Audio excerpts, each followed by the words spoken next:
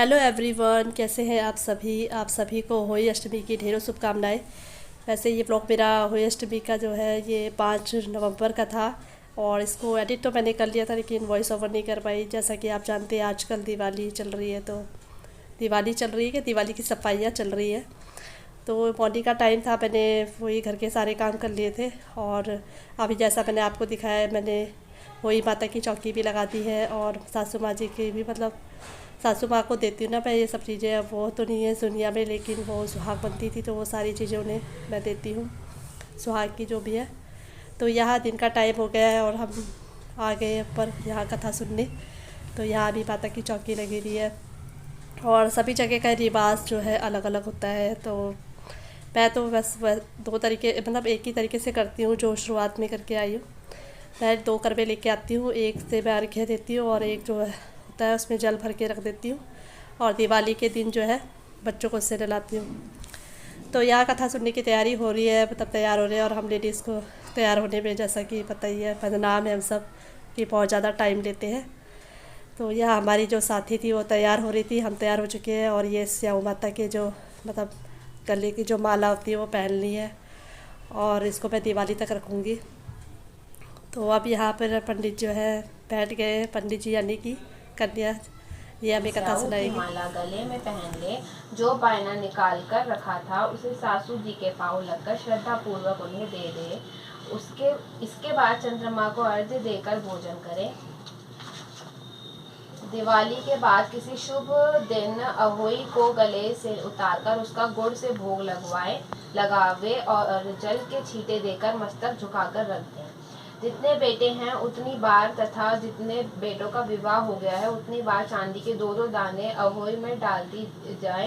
ऐसा करने से अहोई माता प्रसन्न हो बच्चों की दीर्घायु करके घर में नित्य नए मंगल करती रहती है।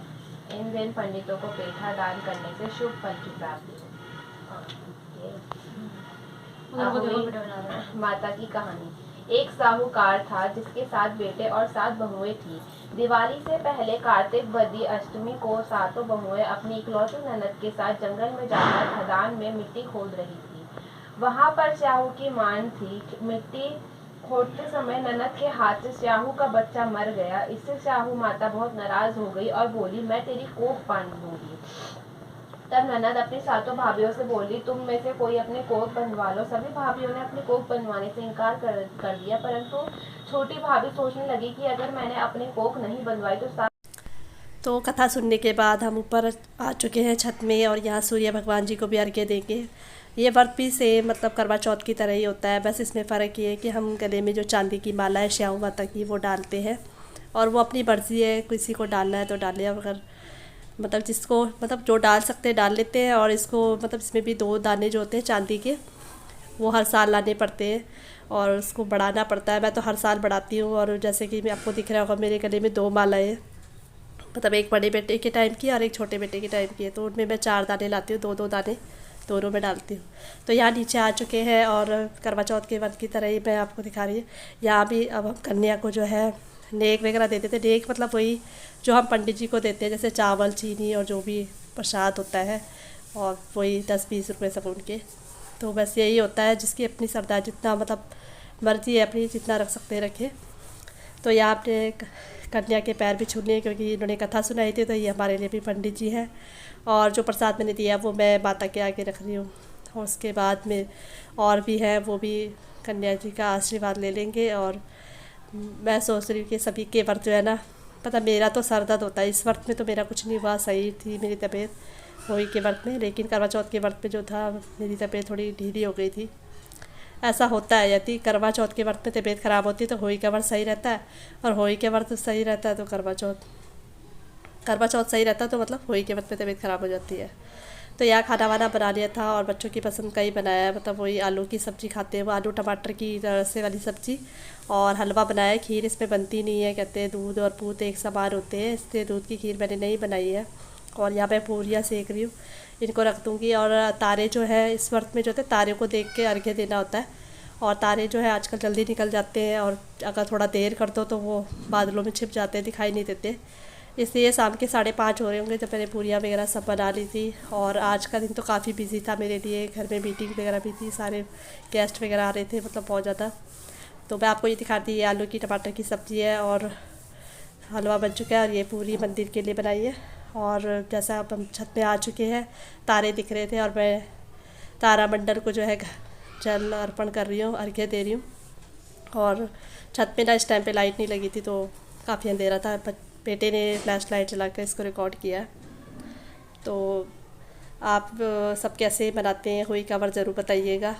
और हम सब तो ऐसे ही, मैं तो ऐसे ही सिंपल तरीके से बनाती, जो मुझे पता वही, मतलब हर जगह का अलग अलग नियम होता है, रिवाज होता है, वो सुनो तो अलग ही है। तो और हो ही पाता का जो ये शाहू जो ये चांदी के बाला मैंने गले में डाली है, तो दिवाली के दिन मैं इसको उतारूँगी। और इसको मतलब वो करते हैं, गुड़ का भोग लगाते हैं, धूप बत्ती वगैरह दिखा के, और इसको रख देती हूँ। फिर इसको रखने से पहले मैं थोड़ा साफ़ कर लेती हूँ पानी से, फिर इसको रखती हूँ। और यहाँ तारे निकल चुके हैं, बच्चे जो है मंडरा रहे हैं हमारे यहाँ से, मतलब आगे पीछे। और बस यही कहूँगी, सबके बच्चे कुशल मंगल रहे, सबको दीर्घायु प्राप्त हो और सबका जीवन खुशियों से भरा रहे। सबके लिए व्रत, मतलब हर और माँ ये व्रत अपने बच्चों के लिए रखें। और अब यहाँ बारी बारी से दोनों बेटों को मैं बुलाऊंगी, और क्योंकि एक बेटा रिकॉर्ड करेगा तो दूसरे का ये मतलब ये चक्कर था, इसके पापा जी अभी घर पे नहीं थे तो मैंने कहा वैसे ही करना पड़ेगा। तो यहाँ पे जो भोग वगैरह बनाया था वो भी मैंने तारों को अर्पित कर दिया है। और यहाँ ये मेरा बड़ा बेटा है, अब इसको मैं तिलक विलक लगाऊंगी और कलावा बांधूंगी। और उसके बाद इस टाइम तो छोटा बेटा रिकॉर्ड कर रहा, फिर बड़ा आएगा। बच्चे थोड़े ना समझ है, इतनी मतलब कोई भूल चूक होगी हो तो मतलब माफ़ कीजिएगा, क्योंकि मुझे जैसा आता मैं वैसे ही कर रही हूँ। इतना परफेक्ट कोई नहीं होता है, हर कोई सीखता ही है, और उम्र के हर पड़ाव में हम सीखते ही हैं दूसरों से। तो मुझे जो जो पता है, जैसा मुझे लगता है, मैंने वही किया है। और बच्चे ने सर नहीं ढका, मैंने इसे कहा रुमाल या कैप लिया था सर पे रखने से, कहा कोई नहीं मम्मी। फिर मैंने कहा ठीक है, चलो कोई नहीं, अभी छोटे हैं, धीरे धीरे बड़े होंगे तो उनको भी समझ आ जाएगी कैसे तिलक लगाना होता है, सब चीज़ें, और हम ही इनको सिखाएंगे। तो यहाँ पे कलावा बांध रही थी और तब इसकी आरती कर लूँगी, और उसके बाद अब मैं उसको प्रसाद खिलाऊँगी।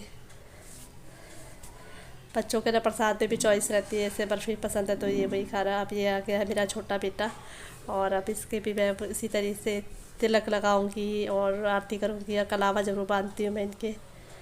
और उसके बाद वो ये बच्चे बड़े हो गए, हम छोटे रह गए मतलब यही है, बच्चों की हाइट बड़ी होगी और हम छोटे से रह गए हैं।